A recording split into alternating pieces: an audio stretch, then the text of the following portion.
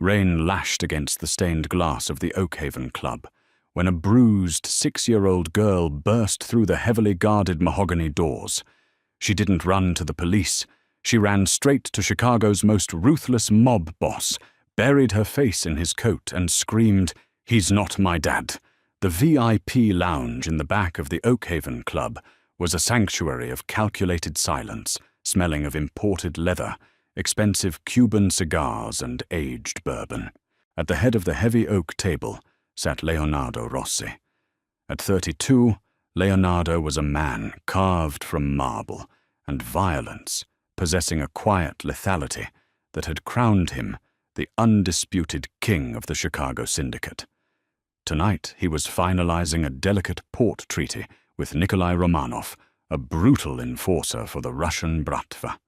The air in the room was thick with unspoken threats and fragile diplomacy. Then the screaming started. It began as a muffled commotion in the hallway, the sound of shattering crystal, a heavy thud, and the frantic scuff of small shoes against hardwood. Leonardo's right-hand man, Vincent, instinctively unbuttoned his suit jacket, his hand hovering over the Glock, holstered at his ribs. Nikolai's guards tensed. Leonardo, however, didn't even blink. He merely took a slow sip of his bourbon, his dark eyes fixed on the grand mahogany doors. The doors flew open with a violent crash. A little girl, no older than 6, tumbled into the room. She was drenched in freezing rain, her ragged corduroy dress torn at the hem. She was missing a shoe, and a vicious, ugly purple bruise bloomed along her left cheekbone. Her chest heaved as she scrambled backward like a cornered animal, her wide, terrified blue eyes scanning the room filled with armed, dangerous men. Seconds later, a man burst through the doorway, panting and slick with sweat. He looked entirely out of place in the high-end Mafia front. He wore a cheap tan trench coat, his hair thinning his face, flushed with panicked exertion. "I am so sorry, gentlemen," the man stammered, raising his hands in a placating gesture. He offered a strained, desperate laugh that echoed hollowly in the tense room. "I'm so sorry for the intrusion. My daughter, she's having a terrible episode, a tantrum. She has behavioral issues. Come here, Lily. Right now." He stepped toward her, his voice dropping an octave, carrying a hidden, venomous edge that only a seasoned predator would recognize. "Daddy said it's time to go." The girl Lily let out a blood-curdling shriek. She didn't run to the door, and she didn't cower in the corner. Driven by the primal instinct of a cornered prey, seeking the biggest monster in the room for protection, she scrambled under the grand oak table and bolted straight for Leonardo. Before Vincent could intercept her, the tiny girl threw her arms around Leonardo's tailored trousers. She buried her bruised face into the fine wool of his slacks, her small fingers clutching the fabric with a white-knuckled death grip. "He's not my dad!" She screamed, her voice tearing through the quiet room, raw and trembling. "He's not my dad! He killed my mummy! Please don't let him take me!" The silence that followed was absolute, heavier than a loaded gun. Nikolai Romanov slowly placed his cigar in the ashtray, raising a brow in morbid fascination. Gregory Dunn, the man in the doorway, turned a sickening shade of pale. He took another step forward, pulling a crumpled piece of paper from his pocket. "Listen, I have her birth certificate right here. I'm Gregory Dunn. She's my daughter. She watches too many movies, she's confused." "Stop." Leonardo didn't shout. He didn't have to. The single word slipped from his lips with a low, gravelly resonance that froze the air in the room. He looked down at the trembling child clinging to his leg. He had ruined men for spilling a drink on his suits, yet he sat perfectly still, feeling the violent, terrified racing of the child's heartbeat against his calf. "She's a confused kid," Gregory pushed, trying to sound authoritative, but failing miserably as his eyes darted to the armed men flanking the walls. "I'll just be taking her and we'll leave you gentlemen to your business." Gregory made the fatal mistake of lunging forward, reaching a hand out to grab the girl's arm. In a blur of motion, too fast to track, Leonardo moved. He didn't stand. He simply shifted his weight, his heavy crystal bourbon glass, flying through the air. It shattered violently against Gregory's skull. The man collapsed to the floor with a pathetic cry, blood pouring from his forehead into his eyes. Instantly, Vincent and 2 other soldiers were on him, pinning Gregory's arms behind his back and pressing the cold barrel of a gun against his temple. Leonardo finally stood up. He smoothed his suit jacket, his dark, calculating eyes fixed on the bleeding man on the floor. "I do not like liars in my club, Mr. Dunn," Leonardo said, his voice a lethal purr. "And I certainly do not like men who lay their hands on children. Now you are going to tell me exactly who you are, or Vincent is going to start removing your fingers with his cigar cutter." The heavy mahogany doors were locked. Nikolai Romanov, sensing that the port treaty was no longer the priority, gave Leonardo a respectful nod and stepped back into the shadows of the room to watch the interrogation unfold. Leonardo knelt slowly, ignoring the blood seeping into the expensive Persian rug. He lowered himself to the eye level of the trembling little girl who was still hiding behind the safety of his shadow. "What is your name, Piccolina?" Leonardo asked, his voice softening in a way Vincent hadn't heard in 5 years. "Lily," she whispered, her lip quivering. "Who is that man, Lily?" Leonardo asked, gesturing to the groaning Gregory. "He's the bad man." She cried, tears carving clean tracks through the dirt on her face. "He came to the house. He hurt Mommy. He put her in a dark place and told me if I didn't call him Daddy, he would make Mommy go away forever." "Where is your mummy?" Leonardo asked gently. Lily sniffled, reaching a tiny dirt-stained hand into the pocket of her torn dress. Her fingers trembled violently as she pulled out a crumpled, water-damaged Polaroid photograph. "She's here. I hid this so I wouldn't forget her face." Leonardo took the photograph from the child's hand. As his eyes adjusted to the dim lighting of the club to focus on the faded image, the breath was violently knocked from his lungs. The world tilted on its axis. The woman in the photo was laughing, her bright green eyes crinkling at the corners, her dark auburn hair blowing in the wind. She was sitting on the hood of a vintage Mustang, his vintage Mustang. It was Cora Harding. The woman Leonardo was supposed to marry 5 years ago, the daughter of a civilian lawyer who had gotten too close to the Rossi family's legal dealings, the woman who had been the only light in Leonardo's violent, blood-soaked world until the night she was supposedly killed in a tragic car accident on the Pacific Coast Highway. The police had found the burned wreckage of her car at the bottom of a cliff. The medical examiner, a man on the Rossi family payroll, had positively identified the dental records. Leonardo had buried an empty casket, and the grief had turned him from a ruthless heir into a merciless monster. Yet here she was, staring back at him from a photograph that looked no more than a few months old. Leonardo's gaze snapped from the photo to Lily, the blonde hair, the bright blue eyes. His blue eyes. He did the math in his head with sickening speed. 5 years since the crash. Lily looked exactly 5, maybe 6 years old. A deafening roaring filled Leonardo's ears. He wasn't just looking at the child of a ghost. He was looking at his daughter.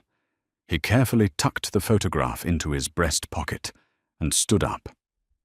The gentleness vanished from his demeanor, replaced by a dark, suffocating rage that made the temperature in the room plummet. He walked over to where Gregory Dunn was pinned against the floor. "Vincent," Leonardo said, his voice entirely devoid of humanity. "Break his arm." A sickening snap echoed through the VIP lounge, followed by Gregory's agonizing shriek.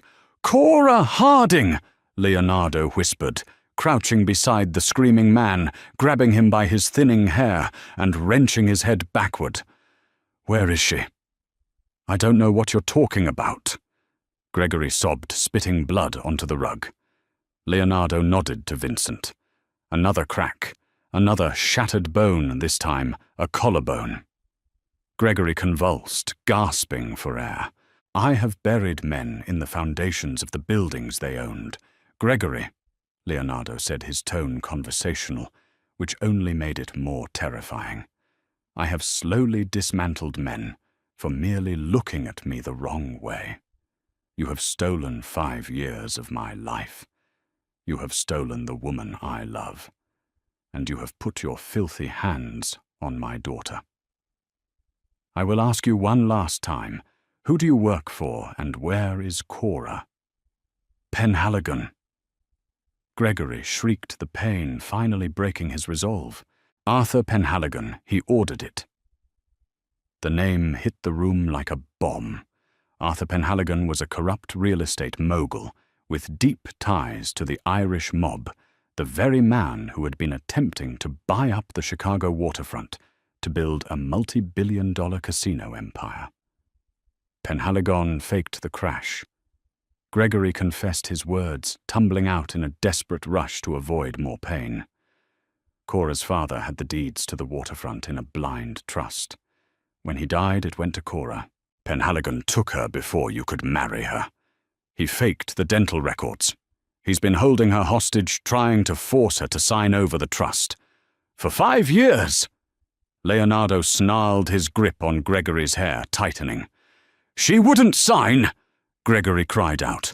"She's stubborn. She said you would find her. So Penhaligon ordered me to take the kid. We were going to use Lily as leverage.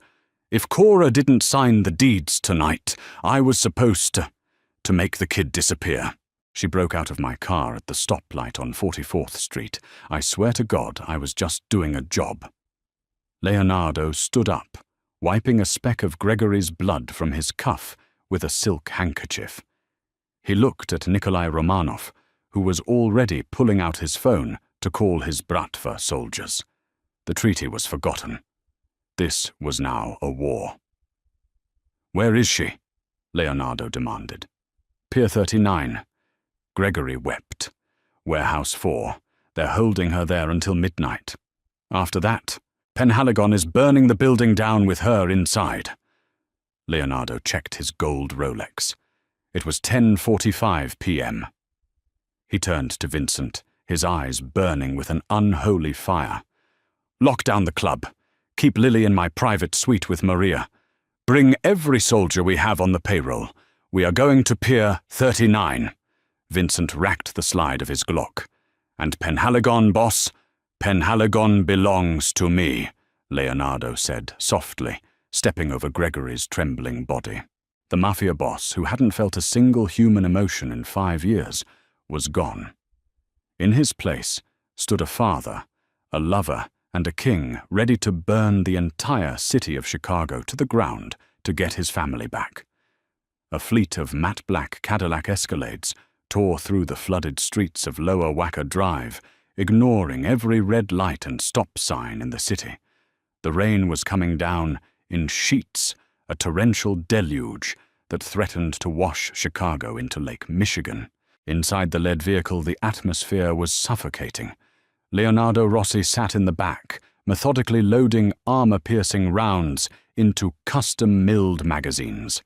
Beside him, Vincent checked the sight on his tactical rifle, while Nikolai Romanov rode up front, coordinating a perimeter with his Russian snipers over a heavily encrypted radio. Leonardo's mind was a dangerous, fractured place. For 5 years, he had lived as a hollow shell of a man, attending high-society galas and orchestrating hostile takeovers while carrying a grief so heavy it had fractured his soul. He had stood in the pouring rain at a cemetery on the north side, watching a mahogany casket being lowered into the mud. He had spent hundreds of nights staring at the ceiling of his penthouse, wishing he had driven Cora that night wishing he could have traded his life for hers. To know she had been alive, breathing suffering held in the damp dark while he ruled the city, unaware, ignited a terrifying, cold-blooded madness inside him. "CPD is blind, boss," Vincent said, breaking the heavy silence. "Commander James O'Connor over at the 11th District confirmed the patrol units are pulling back. We have a 3-block radius around the Calumet River industrial sector, completely to ourselves. 30 minutes of uninterrupted ghost town." "I only need 10, Leonardo replied, racking the slide of his Sig Sauer. The convoy killed their headlights as they approached the rusted gates of the abandoned shipping yard.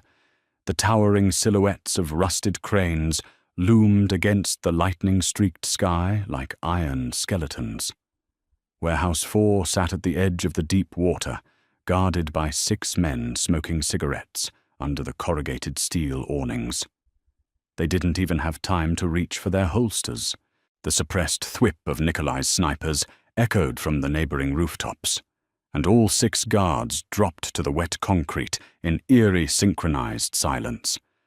Leonardo stepped out into the freezing rain, his tailored wool coat instantly soaked. He didn't wait for Vincent to clear the breach. He walked straight toward the heavy metal doors, his eyes dead, his posture radiating absolute authority. With a swift, brutal kick, Vincent shattered the rusted lock, and the syndicate flooded into the cavernous building. Inside the warehouse smelled of decaying fish motor oil and damp rot. Shipping containers were stacked 3 high, creating a labyrinth of shadows. Gunfire erupted from the catwalks as Penhaligon's Irish muscle realized they were under siege, but they were hopelessly outgunned. The Rossi syndicate moved with the precision of a military death squad. Vincent's men swept the floor, dropping targets with terrifying efficiency, while Leonardo walked through the crossfire like a phantom, untouched by the chaos. He followed the sound of a voice he hadn't heard in 5 years. Deep in the back of the warehouse, an elevated glass-paneled office overlooked the dock. Inside, under the harsh glare of a swinging industrial bulb, sat Cora. She was bound to a heavy metal chair with thick zip ties. She was devastatingly thin, dressed in an oversized grey sweater, her face bruised, her knuckles bloody from fighting. Yet despite the physical toll of her captivity, her emerald eyes burned with the same fierce, unyielding fire that had made Leonardo fall in love with her in the first place. Standing over her was Penhaligon. The aging, silver-haired real estate mogul held a red plastic gas can in one hand and a gold Zippo lighter in the other. He was screaming, completely unhinged by the sounds of his men being slaughtered outside the office. "Sign the damn papers, Cora!" Penhaligon roared, slamming a stack of legal documents onto the table in front of her. "Your mutt of a kid is already dead. Gregory took her out into the woods 2 hours ago. You have nothing left to protect. Sign the deeds, or I burn you alive. And let Rossi find your ashes." Cora tilted her chin up, a mocking, blood-stained smile pulling at her lips. "If you think Leonardo is going to let you live long enough to build a single casino on this waterfront, you are dumber than you look. You hear those footsteps. That's the devil coming to collect you, pathetic old man."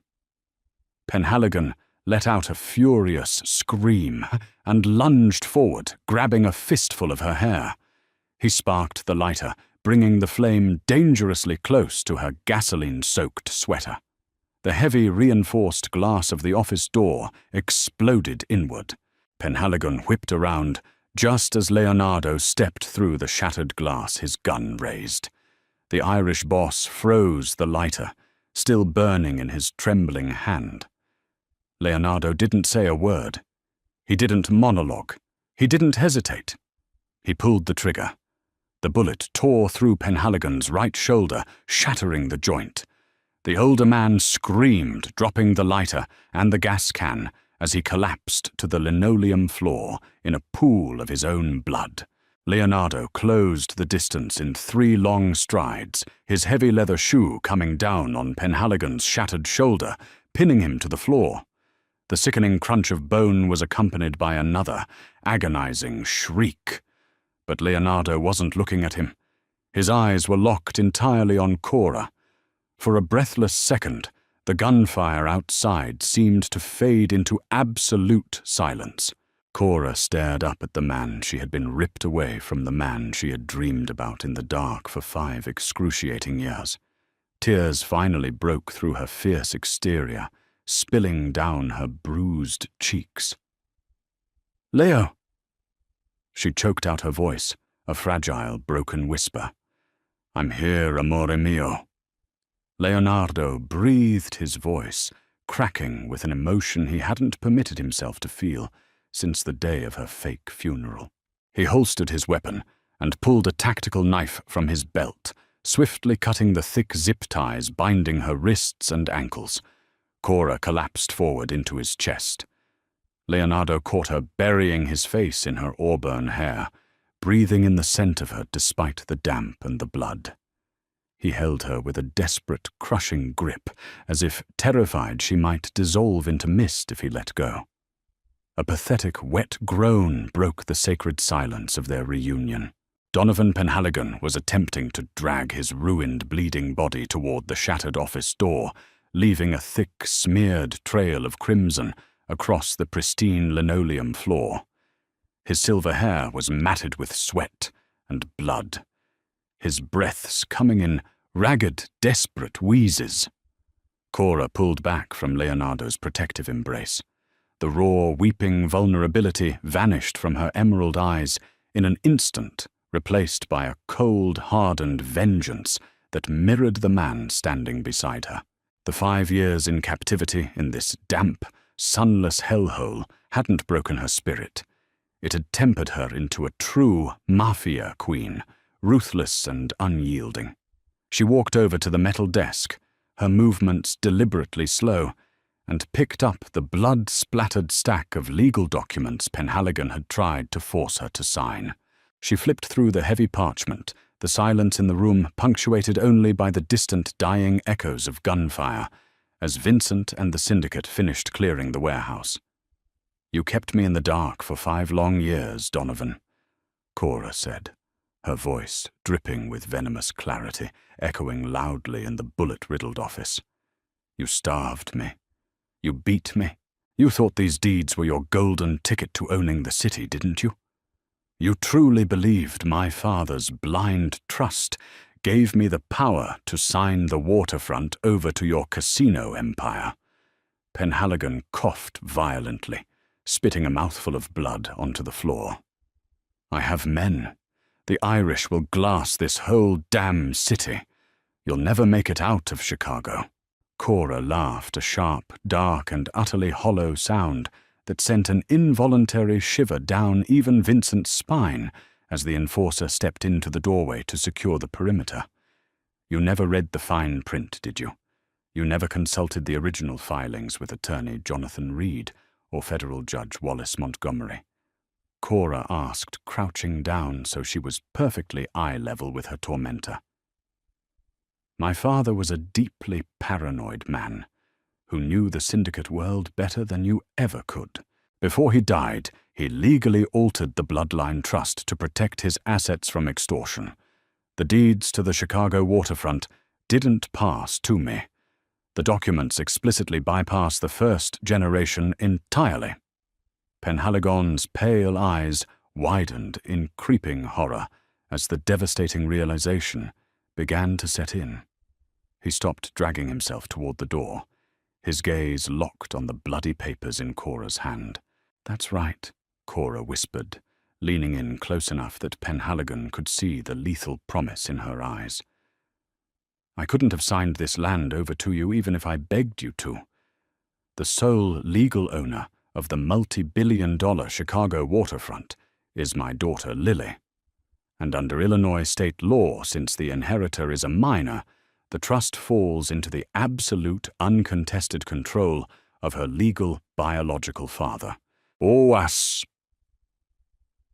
She stood up gracefully, tossing the useless, blood-soaked papers directly onto Penhaligon's heaving chest. She looked back at Leonardo, her eyes gleaming with fierce, vindicated pride. "Leonardo Rossi has legally owned the waterfront for 5 years, you stupid, arrogant bastard," Cora spat, delivering the final crushing blow to his ego. "You tortured me for a dead end. You spent millions hiding me, bribing officials and playing God, all while the man you were trying to steal from already held the keys to your entire empire." Penhaligon let out a guttural, wretched howl of absolute despair. 5 years of meticulous planning, bribery, and violence, all for absolutely nothing. The ultimate power reversal struck him harder than the bullet shattering his shoulder. He had been playing checkers while the ghost of Cora's father had orchestrated a masterful game of chess. Leonardo stepped forward, gently pulling Cora behind the broad, impenetrable barrier of his body. He looked down at Penhaligon, his dark eyes entirely devoid of mercy, empathy, or hesitation. He was no longer a grieving man. He was the apex predator, reclaiming his territory. "You sent a man to touch my daughter," Leonardo stated, his voice a soft, lethal purr that vibrated with deadly intent. "You put your filthy hands on my woman. Your syndicate ends tonight. Your legacy is erased." Leonardo raised his Sig Sauer. 3 suppressed shots echoed in rapid succession through the small glass office, and Donovan Penhaligon ceased to exist. By the time the armored convoy returned to the Oakhaven Club, the violent storm outside had broken. The heavy torrential rain had slowed to a gentle cleansing drizzle, washing the blood gunpowder and sins off the asphalt streets of Lower Wacker Drive. Nikolai Romanov and the Bratva operatives peeled off at the intersection, the Russian enforcer offering a sharp, respectful salute from the passenger window, a silent acknowledgement that the King of Chicago had reclaimed his throne and a restored order to the underworld. Inside the lead Escalade, Leonardo carried Cora in his arms, refusing to let her feet touch the wet pavement. He had wrapped her shivering frame in his dry, custom-tailored wool coat, fiercely guarding her as they moved through the VIP entrance of the club. His soldiers parted like the Red Sea, averting their eyes out of absolute respect for their resurrected queen. Upstairs, behind the reinforced steel doors of Leonardo's private penthouse, a completely different world awaited. The scent of aged bourbon and gunpowder was replaced by the warm, comforting aroma of burning cedar and vanilla. Maria, the club's fiercely loyal grey-haired matriarch, was sitting quietly in a velvet armchair by the roaring fireplace, humming a soft, rhythmic Italian lullaby. Curled up on the massive leather sofa, swallowed entirely by a plush heated blanket, was Lily. She was fast asleep, her bruised cheek resting gently on a silk pillow, her small hands tightly clutching a half-eaten chocolate biscotti. The grime from her frantic escape had been carefully wiped away by Maria, leaving her looking angelic in the warm, flickering firelight. When Leonardo walked into the room, he gently set Cora down on the thick Persian rug. Cora's hands flew to her mouth, stifling a heavy, agonizing sob that tore from the very bottom of her soul. She stumbled forward, her knees giving out completely as she reached the edge of the sofa. She dropped to the floor, burying her bruised, tear-stained face in the thick blankets beside her sleeping daughter. "Lily." Cora wept softly, her voice barely more than a breath, as she kissed the child's unbruised cheek, smoothing the tangled blonde hair away from her forehead. "My baby. My brave, perfect girl." The soft movement stirred the child. Lily's bright blue eyes fluttered open, heavy with sleep. It took a moment for her vision to adjust to the dim firelight, but when her eyes finally focused on the bruised, tear-streaked face of her mother, a brilliant, blinding smile broke across the little girl's face, illuminating the dark room. "Mommy!" Lily cried, throwing her tiny, fragile arms around Cora's neck with astonishing strength. "You came back, you promised you would, and you did. The bad man didn't make you go away forever. I'm here, baby. Cora sobbed, holding the girl so tightly it seemed she was trying to fuse their bodies together, terrified that if she let go, the nightmare would resume. Mummy's here. I'm never leaving you again. Nobody is ever taking you away from me. Leonardo stood quietly in the doorway, leaning against the heavy mahogany frame, his hands still stained with the blood of their enemies. He watched the two women who anchored his violent soul to the earth. The ruthless Mafia boss who had systematically executed a dozen men less than an hour ago was entirely gone, replaced by a man overwhelmed by a profound, breathtaking peace that brought tears to his own eyes. Lily looked up over her mother's shaking shoulder and locked eyes with the towering man in the doorway. The primal terror she had felt earlier in the club lounge was completely gone. In its place was a quiet, innocent understanding. She reached one small, trembling hand out from beneath the blankets, gesturing toward him. "Is he my real daddy?" "Mommy," Lily whispered loudly, her voice echoing in the quiet penthouse. Cora turned her head, looking back at Leonardo. Her emerald eyes shone like brilliant diamonds in the firelight, filled with a love that half a decade of torture couldn't extinguish. "Yes, sweetie," Cora said, her voice finally steady and strong. "He's your real daddy, and he is going to keep us safe forever." Leonardo didn't hesitate. He crossed the room and dropped to his knees on the plush carpet, disregarding his ruined suit. He wrapped his massive protective arms around both of them, pulling his world tightly against his chest. For the first time in 5 agonizing years, the undisputed king of Chicago closed his eyes and finally truly let himself breathe. The waterfront had been secured. The traitors had been buried in the mud. But none of that mattered. His queen and his princess had finally come home, and heaven help anyone who ever tried to take them again. What an intense, emotional roller coaster. From the shocking moment Lily crashed into the Mafia club to Leonardo burning down the Irish syndicate to protect his family, this story proves that nothing is more dangerous than a king fighting for his queen. Did you expect that massive plot twist with the bloodline trust? Let me know your favorite moment in the comments below. If you loved this thrilling Mafia romance drama, hit that like button, share with your friends, and subscribe for more real-life inspired stories.